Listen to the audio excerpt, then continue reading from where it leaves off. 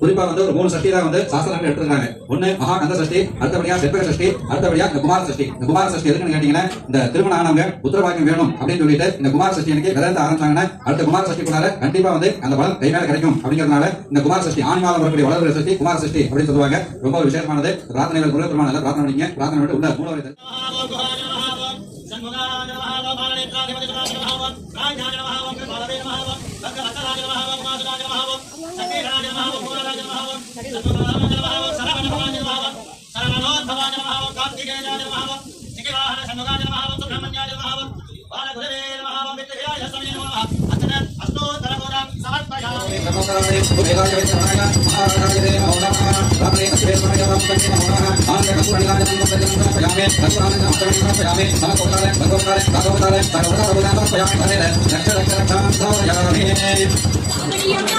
Kamaria